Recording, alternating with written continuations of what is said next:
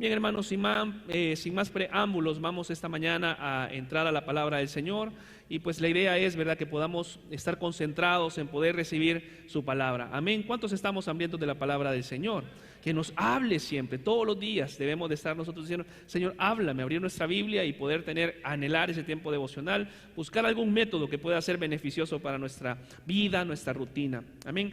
Pastor David iniciaba una serie la semana pasada, si no me equivoco, en estos días, que se llama La vida que agrada a Dios. Y sin duda la vida que agrada a Dios es aquella vida en la cual ustedes y yo podemos permanecerle a Él. ¿Cuántos están de acuerdo conmigo? La vida que agrada a Dios es que hagamos lo que Él quiere que nosotros hagamos, ¿cierto? La vida que agrada a Dios es aquella vida recta, que vivamos conforme a su palabra. Pero fíjense, hermanos, que es muy bonito y es muy interesante referente a lo que nosotros somos como iglesia. A mí me encanta, ¿cómo podríamos llamarle? El eslogan de Iglesia El Faro. ¿Cuál es el eslogan o cómo sería la palabra correcta? Gracias, Daniel. ¿Cuál sería la palabra correcta? Iglesia El Faro es...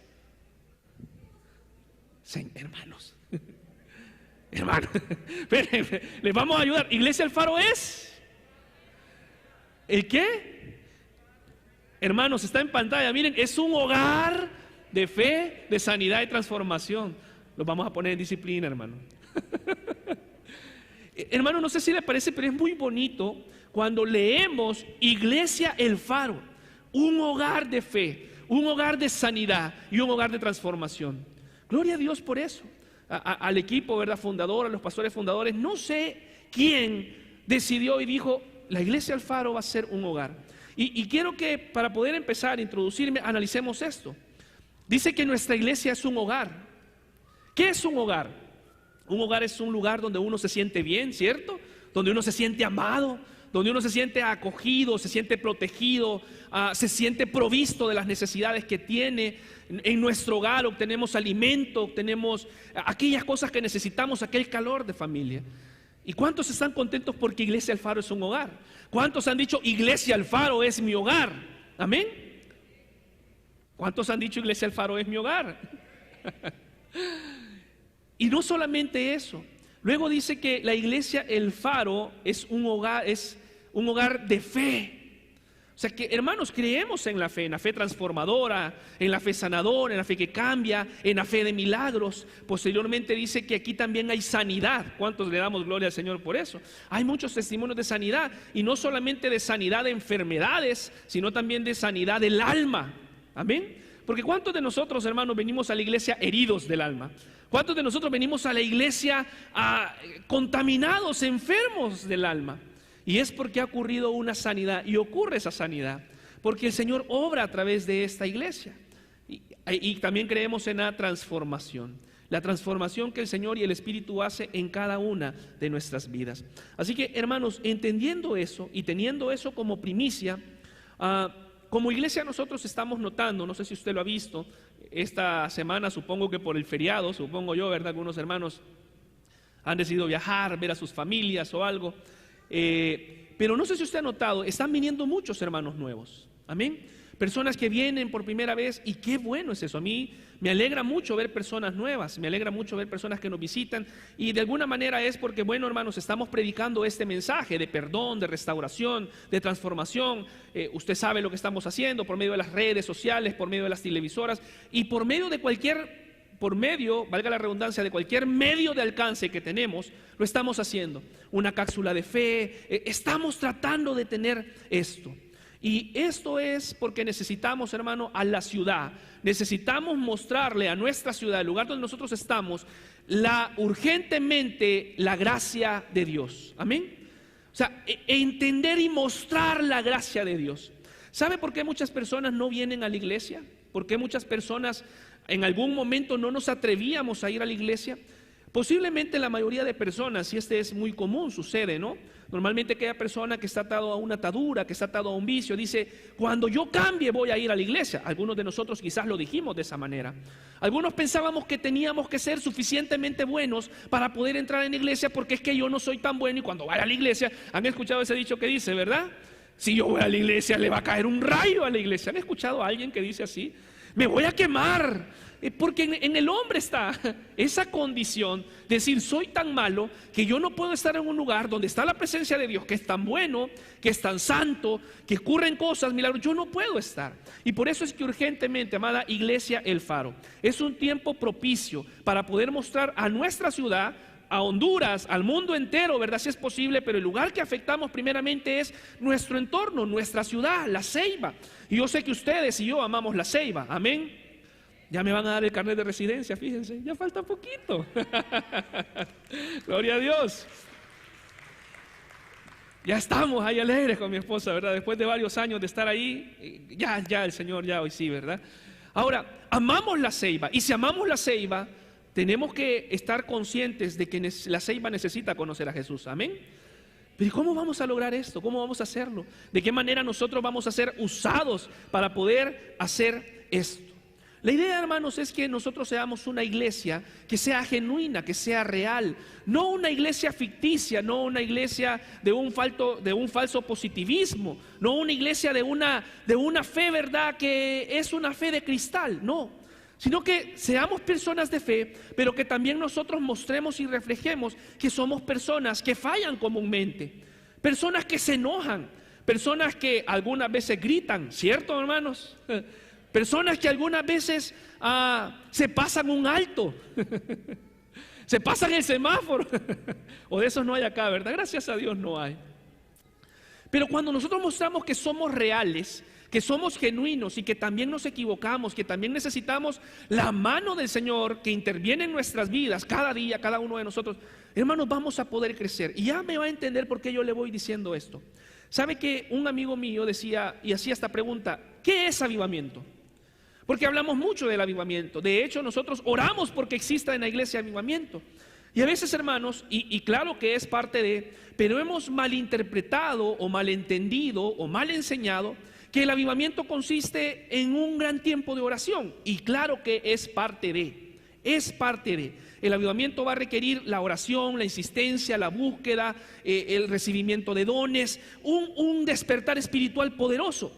Pero ese despertar espiritual poderoso va a conllevar que las almas vengan a la iglesia.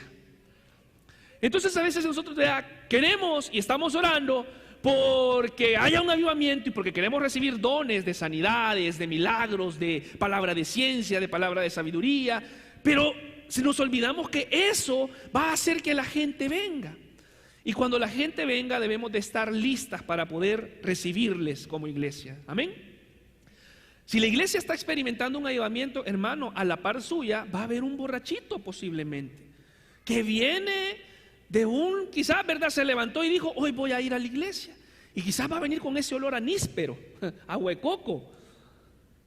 No sé si me está entendiendo. Si estamos en un avivamiento, a la par nuestra van a haber personas que no son igual que nosotros, porque es que nosotros somos bien espirituales. Que no van a ser igual que nosotros, porque es que nosotros somos bien cristianos, bien evangélicos. No dicen amén, hermanos.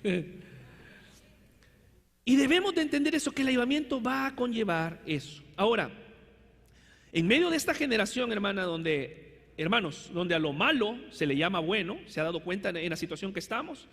Estamos viendo situaciones en la cual hay series, por cierto, ya hace un tiempo atrás les comenté a los padres de familia por medio de un chat, hay una serie en Netflix que se llama Sex Education. Yo no sé si lo dije bien porque I don't speak English, excuse me. Y es una serie, hermanos, donde básicamente hay una gran inmoralidad sexual. El intérprete de esta serie es un chico, es un adolescente, ocurre en una secundaria y el mejor amigo de él es un joven que es homosexual y hay una depravación total en esta secundaria, en esta escuela. Y esto es lo que estamos viendo, no solamente las series para nuestros adolescentes, sino que también ahora Disney Channel o Disney, también les he compartido algunos links, algunos padres o en algunas chats que tengo oportunidad de estar, de cómo ya están arreglando esto, ¿no? Todo lo que estamos viendo, la diversidad de géneros y forzando para que podamos meter esto, para que nuestros hijos lo vean por medio de caricaturas, donde ya hay, ¿verdad?, una diversidad de género diferente a lo que establece la palabra de Dios, diferente a lo que establece las sagradas escrituras del Señor. Y eso es lo que estamos viviendo. donde a la hechicería se está mostrando en las caricaturas, la brujería se está mostrando en las caricaturas. Y entonces estamos viviendo tiempos realmente donde a lo bueno se le llama malo y a lo malo se le llama bueno. Y quien condena lo malo es malo. Y quien acepta lo malo es bueno. Así estamos, no sé si me entienden. Y entonces, ¿cómo poder ser iglesia? ¿Cómo marcar la diferencia para poder hacer eso? Y eso quiero hablar esta mañana. ¿Estamos listos usted y yo para ser ese hogar de fe, de sanidad y de transformación? ¿Estamos listos realmente para poder decir, mi iglesia El Faro? ¿Alguien puede decir, mi iglesia El Faro va a ser y se va a convertir en un hogar de fe, de sanidad y de transformación? Pero necesitamos estar, ustedes y yo, no solamente comprometidos con la palabra del Señor, sino también ser intencionales en lo que requiere esto. Mire la palabra del Señor, Evangelio de Juan, capítulo 13, Evangelio de Juan, capítulo 13, versículo 34. Ocupe su Biblia, por favor, aunque está en pantalla. Lo ideal es que podamos marcar nuestra Biblia, podamos pintar nuestra Biblia. Y el Señor dice, un mandamiento nuevo os doy. ¿Y cuál es el mandamiento, hermanos? Que os améis unos a otros, como yo os he amado, que también os améis unos a otros. Hermanos, que la palabra de Dios nos indique cuál debe de ser nuestro actuar, cuál debe de ser nuestro caminar. Quiero preguntarles algo de todo corazón, y comprométase no conmigo sino con el Señor, pero levanten la mano, hermanos, aquellos que quisiéramos afectar de buena manera la vida de otras personas, afectar, influir la vida de otras personas, que quisiéramos, hermanos, sentir esa carga por nuestro entorno, por lo que está pasando. Y como digo, nos damos cuenta de todas esas cosas difíciles que están pasando, que están aconteciendo. Ahora, voy a explicar en este momento, explicaré qué significa lo que Jesús dijo cuando Él está diciendo en estas palabras que estamos leyendo ahorita en el Evangelio de Juan, que Él dijo, nos amáramos como Él nos amó. ¿Qué quiere decir el Señor con eso? ¿Cómo vamos a amar como el Señor Jesús amó? Bueno, primero debemos de entender y debemos de estar claros cuál era la forma en la que el Señor Jesús amaba. Si queremos amar como el Señor Jesús amó, debemos de saber cómo amó Él. Ahora, esto, hermanos, se me hace a mí difícil a veces poder entender la forma en la que el Señor Jesús amó, porque cuando leemos de cerca algunos pasajes, algunas escenas que están en la palabra del Señor, que están acá, posiblemente es difícil un poco entender la forma en la que Él amaba si no tenemos una óptica correcta para poder verlo como Él quiere que lo veamos. Y déjeme explicarle, porque quizás usted me está diciendo, yo todavía no entiendo. No sé, hermano, lo que usted está hablando. Y todavía no hemos empezado, hermano, todavía estoy en la introducción. Yo creo que como a la 1 vamos a ir terminando. Mire, hay alguna ocasión donde una persona le dijo al Señor, Señor, yo quiero seguirte, yo quiero ir donde tú vas. Y el Señor le dice, deja todo lo que tienes y me sigues. ¿Cómo es posible? ¿Dónde está el Jesús de amor? Él está diciendo, y hay una prédica muy bonita sobre esto, que le compartí a los jóvenes y a los jóvenes adultos. Le está diciendo, Señor, quiero y seguirte. Pero el Señor le dice, deja todo y me sigues. Bueno, vemos ahí una situación, ¿verdad? ¿Cómo poder entender el amor de esa manera? En otra ocasión está la cruz del Calvario, y a sus dos extremos el Señor Jesús tiene a dos ladrones. Y uno de ellos, en el último momento de su vida, toma la mejor decisión que ha tomado, porque en toda su vida ha tomado muchas malas decisiones. Ha robado, ha hurtado, ha golpeado, ha hecho esto, ha hecho lo otro. Y aunque los dos empezaron a ofender a Jesús, en algún momento este le dice al otro, no, mira, nosotros estamos acá porque lo merecemos, pero él no lo merece. Y él le dice, Señor, si es posible que yo vaya a tu reino. No le dijo salvación, porque él lo estaban crucificando como el rey de los judíos, recuerden. Así era el rótulo que estaba de él, en hebreo, en griego y en arameo. Y el Señor le dice, te digo que hoy mismo estarás conmigo en el paraíso. ¿Por qué no le dijo esto a la persona que le dijo que lo quería seguir y lo mandó a que vendiera todo? Por eso digo, no sé si están conmigo a entender la forma en la que el Señor amaba. En otra ocasión se encuentra una mujer samaritana, y en ese tiempo recuerden que los judíos no se hablaban con los samaritanos. Llegó y se le acercó, y no solamente eso, sino que le pidió que le diera de beber. Y le dice: yo quiero conocerte. Y le pregunta: ¿quién es tu esposo? La mujer se queda callada, ¿ustedes recuerdan? ¿Cuentan esta historia? Y le dice: es que no tenés uno, 5 maridos has tenido. 5 maridos tienes. ¿Qué pasó con el Jesús alegre? ¿Qué pasó con el Jesús que le dijo al que estaba al lado, crucificado: este día estarás conmigo en el paraíso? ¿Qué pasó con ese Jesús? No sé si me están entendiendo. Le dice su pecado, le confronta, le dice sus verdades, y sin filtro, hermano, sin ahí, ¿verdad? Nada. Y entonces por eso esta mañana, a la luz de la palabra, quiero que podamos estudiar lo que el Señor estaba haciendo. Porque el Señor se sentaba, dice, podemos leer la palabra en medio de los pecadores, en medio de trabajadoras sexuales, en medio de personas que robaban. Él se sentaba ahí. Para poder, hermanos, entender esto, yo quiero que ustedes y yo podamos estudiar esta mañana el Evangelio de Juan. Pero para poder definir la forma en la que Jesús amó, la manera en la que Él amó realmente, quiero que utilicemos este Evangelio. Y vaya conmigo al capítulo 1, por favor. Vaya conmigo al capítulo 1. Y antes, hermano, de poder leer, siempre a mí me gusta poder explicar un poco el contexto de lo que se trataba, para no poder arrancar de cero y que podamos entender realmente qué estaba pasando en ese momento. Bueno, hermanos, el Evangelio de Juan se escribe como una defensa a la fe. El Evangelio de Juan fue escrito allá entre el año 85 o 90 después de Cristo. Fue el último evangelio que se escribió, más o menos parecido al Apocalipsis. Andan las fechas bien contemporáneas ahí.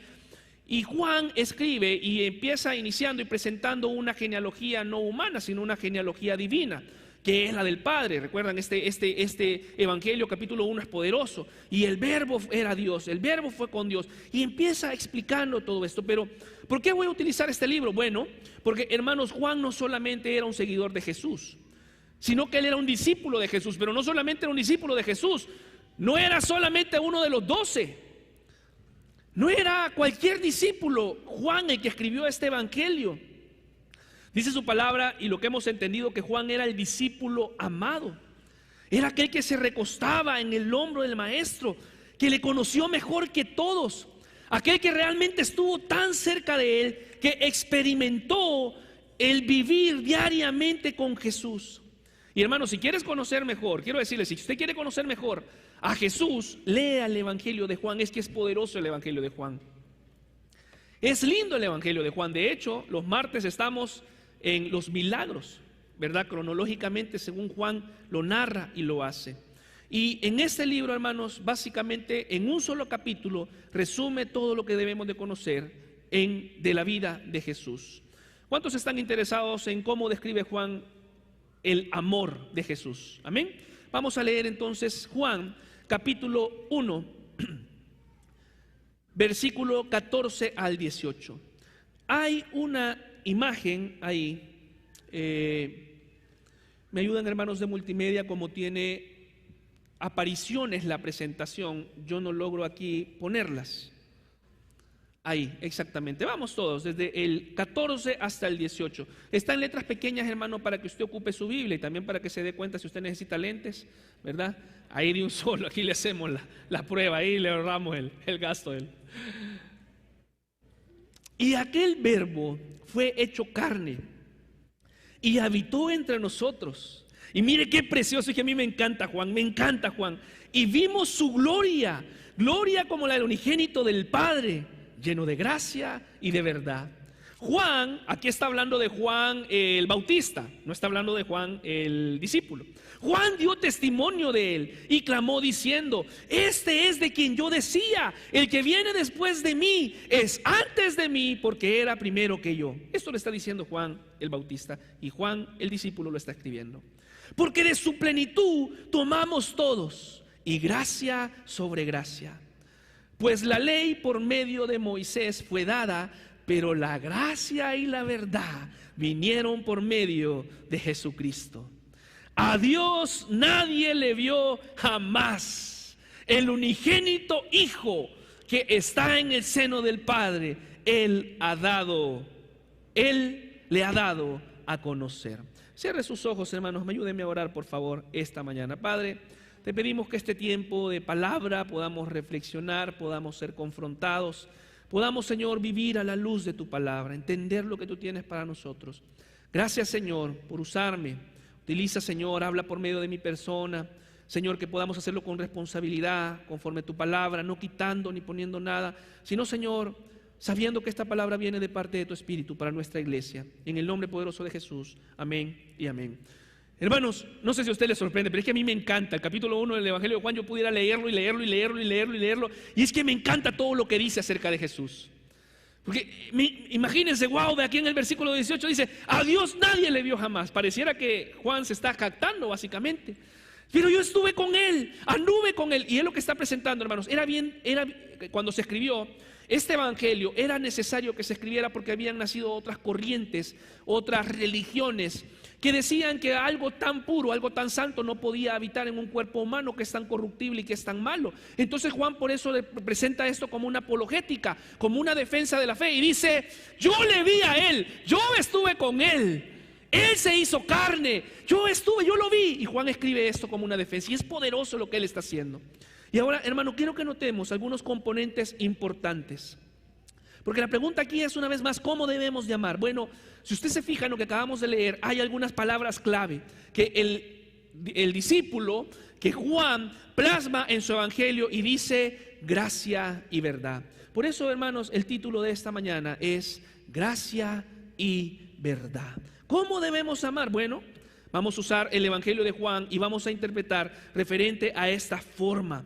Que vayamos ahora con claridad sobre qué es amar, y esos dos componentes que están en pantalla, gracia y verdad, los podamos nosotros poner en práctica para nuestra iglesia, el Faro, que es un hogar de fe, de sanidad y transformación.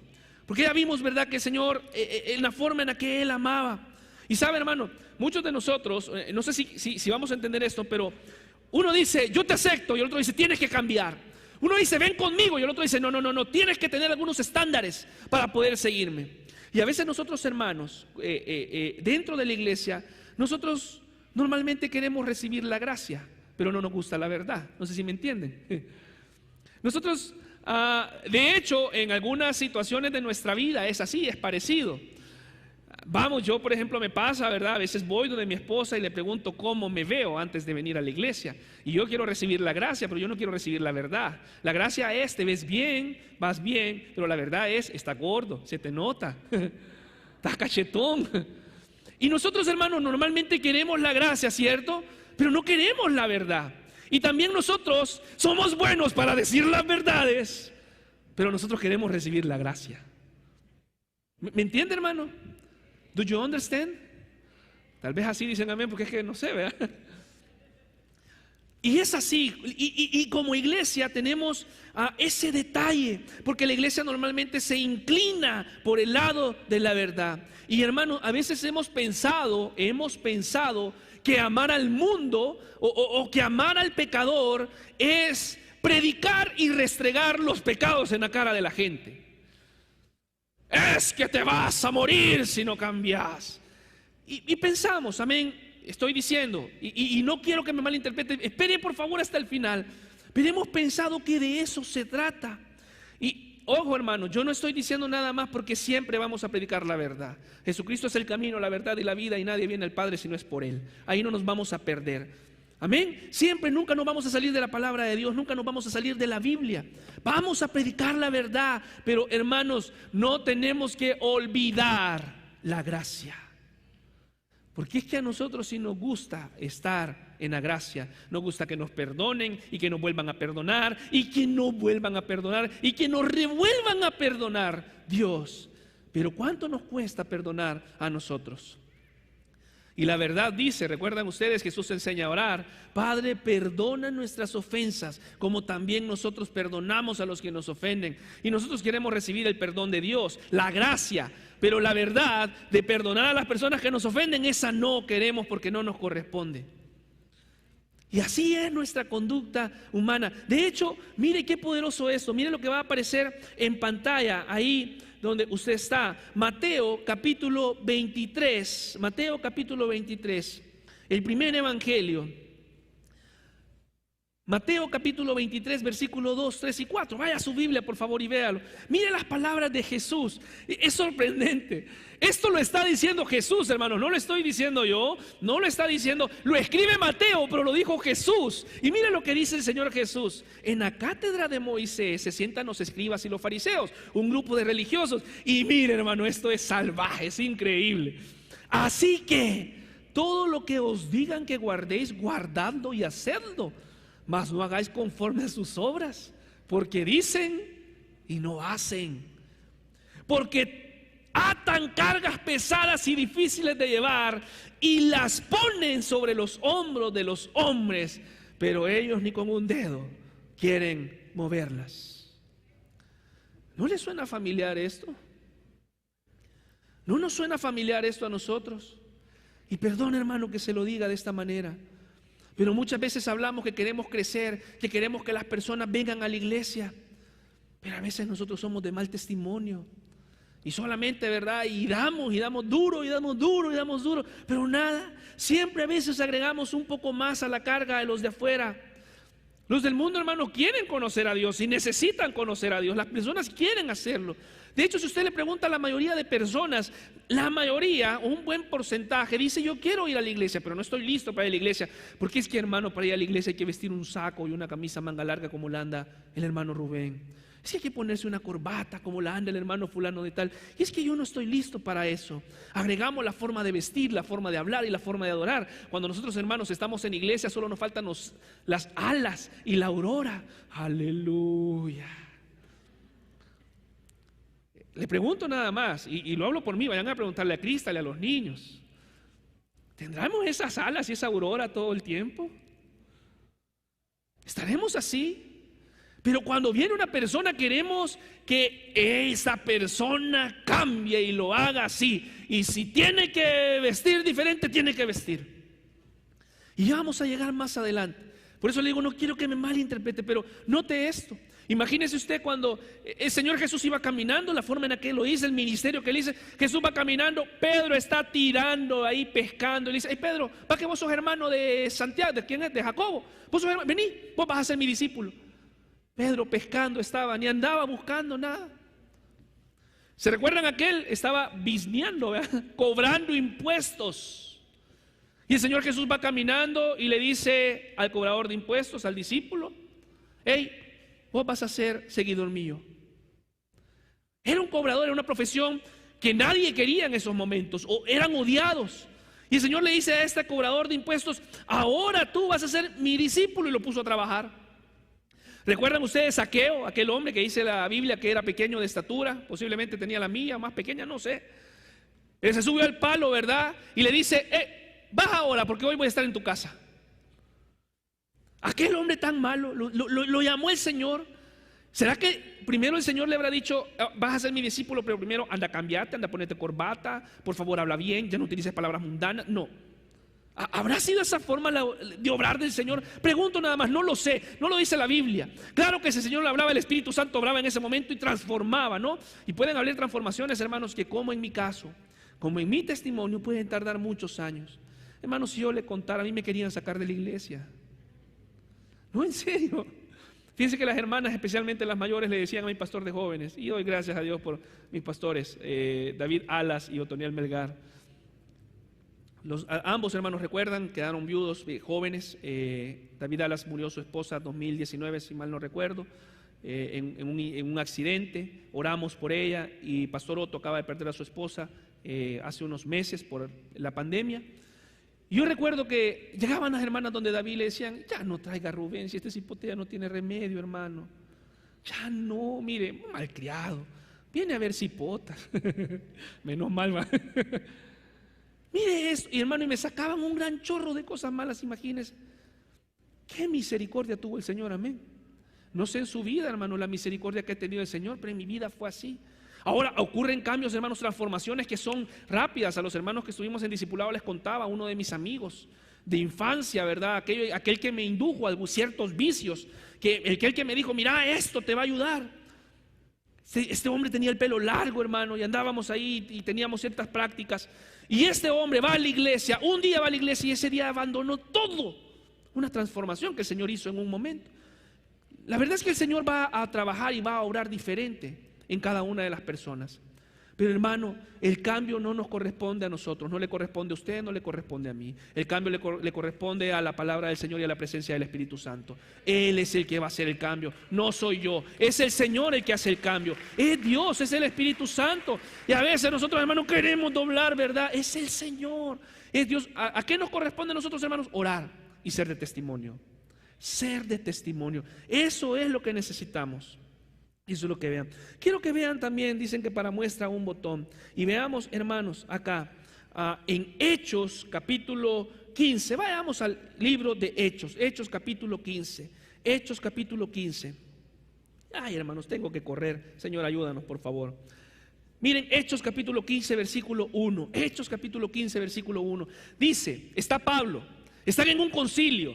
Y empieza a hablar, apóstol Pedro y el apóstol Pablo, si no me equivoco.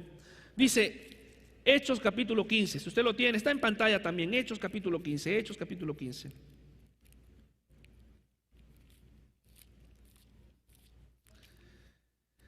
Entonces algunos venían de Judea, enseñaban a los hermanos, si no os circuncidáis conforme al rito de Moisés, no podéis ser salvos. Si ustedes no hacen esto, no pueden ser salvos.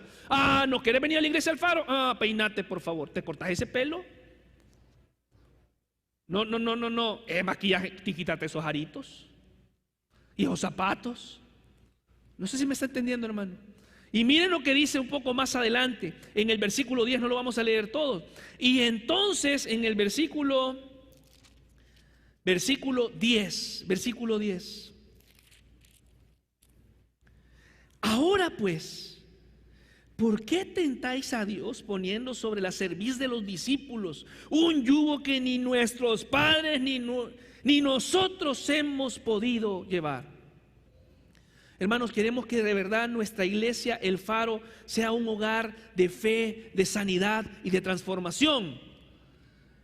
Hermano, queremos eso. Que realmente anhelamos que sea un hogar de fe, de sanidad y de transformación. Les voy a contar una anécdota. Estábamos en iglesia anterior en El Salvador, donde servíamos también como pastores con mi esposa. Y entonces la iglesia estaba creciendo, ¿no? Y de repente estaban viniendo muchas personas.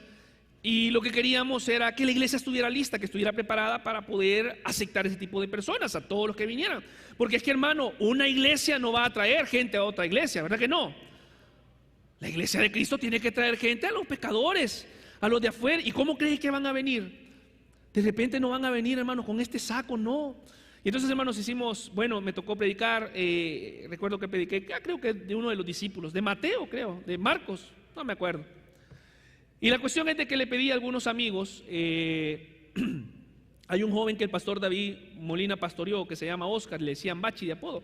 Y él puso una iglesia, y esta iglesia se llamaba Calles para Cristo, así se llamaba la iglesia, Calles para Cristo, porque en la iglesia donde iban los marginaban prácticamente por su forma de vestir, eran jóvenes de culturas urbanas, etcétera, esto, aquí y allá.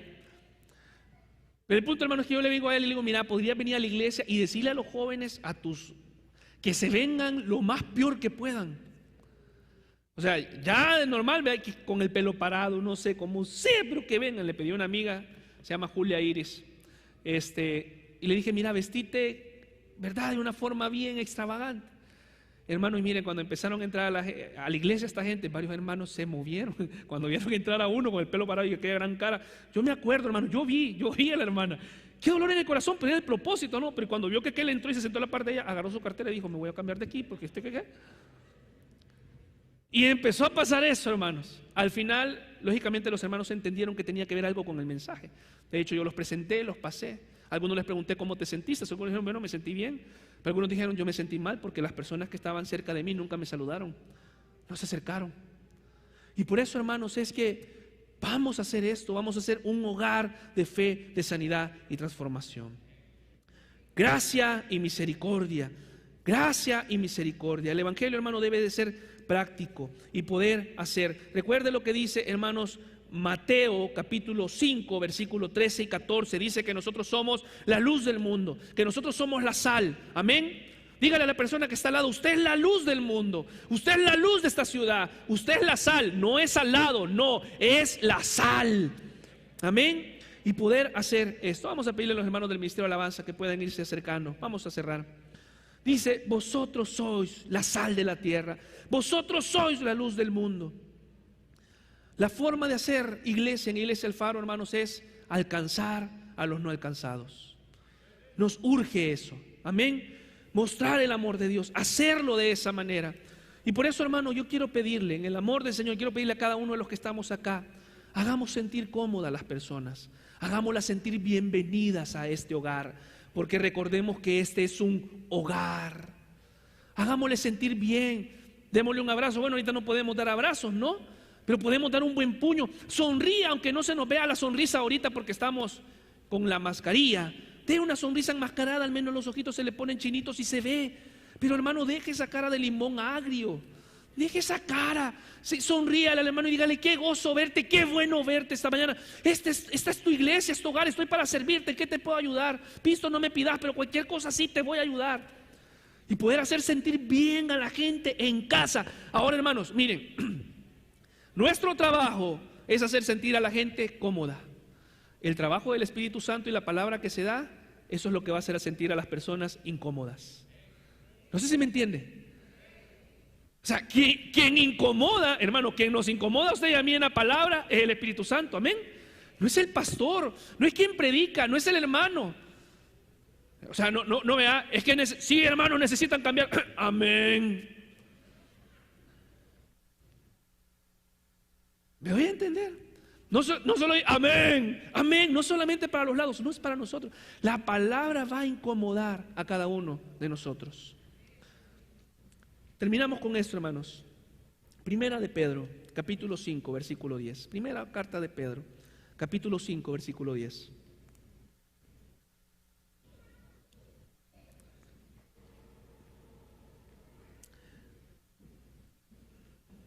El apóstol Pedro, hermanos, está hablando acá sobre algunas tribulaciones, algunas situaciones que el cristiano, que el creyente tendrá que pasar. Y dice, primera carta de Pedro, capítulo 5, versículo 10. Está en pantalla para quienes no lo tienen. Dice: mas el Dios de toda gracia, que nos llamó a su gloria eterna en Jesucristo, después que hayáis padecido un poco de tiempo, Él mismo, ¿qué dice, hermano? ¿Lo lee conmigo? Os perfeccione, afirme, fortalezca y establezca. Hermanos, ¿quién va a hacer esa obra? Es el Señor. Dice que Él os perfeccione, afirme, fortalezca y establezca. Le pregunto esta mañana, para poder terminar: ¿qué es la gracia de Dios? ¿Conoce usted la gracia de Dios? ¿Conoce usted la gracia de Dios? ¿Conoce usted la gracia de Dios? ¿Qué es la gracia de Dios? La gracia de Dios es un regalo inmerecido, un favor inmerecido. No está en pantalla, pero mire, a mí me encanta la forma en la que lo dice Efesios. Me encanta la forma en la que lo dice Efesios. Efesios capítulo 2, versículo 4. Dice: pero Dios, que es rico en misericordia, por su gran amor con que nos amó, aun estando nosotros muertos en pecado, nos dio vida juntamente con Cristo. Por gracia sois salvos. Aleluya. Esa es la gracia del Señor. Ese es el amor de Dios. Ese es el favor inmerecido que tenemos de Él. Y así debemos de amar nosotros, hermano. Aunque las personas no lo merezcan, debemos de amar. Gracia. Dígale a la persona, entendiendo el contexto que está a su lado, dígale: no seas desgraciado. O sea, sin gracia, pues que no. En el contexto, hermano. Aproveche, pues, si lo quiere decir del otro. ¿Saben, hermano, por qué yo entendí la gracia? Yo entendí la gracia precisamente por eso que les comentaba. Porque gracias a Dios tuve personas cercanas que me pastorearon, que se preocuparon. A pesar de la falla, miren hermanos, si les contara de dónde me fue a sacar mi pastor, si me contara de las cosas que se dieron cuenta mis pastores, son amigos del pastor David, por cierto, y conocí la gracia, no solamente la gracia de Jesucristo, de Dios, conocí la gracia de personas que dijeron: hay un alma perdida y necesita ayuda, hay un alma perdida y necesita paciencia, hay un alma perdida y necesita oración. Y esa es nuestra labor, amada iglesia, esa es mi labor. ¿No es lo que Jesús hacía acaso? Mire el Evangelio de Juan, capítulo 13, 34, lo que acabamos de leer antes. Está en chiquito ahí, pero vaya a su Biblia. Lo que empezamos leyendo, dijo: un mandamiento nuevo os doy, que os améis unos a otros como yo os he amado, que también os améis unos a otros. Y miren lo que dice el versículo 35. Está en chiquitito, está en su Biblia, a donde empezamos. Dice: en esto conocerán que sois mis discípulos. En esto conocerán que Iglesia Alfaro es mi discípula. Y en esto conocerán si tuvieres amor los unos por los otros. Si nosotros, hermanos, pensáramos en cuánto Dios nos ha perdonado, cuánto Dios ha hecho por nosotros, cómo el Señor lo ha hecho en diferentes condiciones. Y usted sabe, ¿verdad, hermano? El mal del pastor dice: ya termino, pero con esta sí, hermano, ya termino, de verdad. Evangelio de Juan, capítulo 8. Póngase de pie, por favor, terminamos. Evangelio de Juan, capítulo 8, versículo del 3 al 11. Usted puede tener su Biblia a su lado mejor. Dice: entonces los escribas y los fariseos le trajeron a una mujer sorprendida en adulterio, y poniéndola en medio le dijeron: maestro, esta mujer ha sido sorprendida en el acto mismo del adulterio, y en la ley la ley nos mandó Moisés a apedrear a tales mujeres. Tú pues, ¿qué dices? Mas esto decían tentándole para poder acusarle. Pero Jesús inclinó hacia el suelo, escribía en tierra con el dedo. Versículo 7.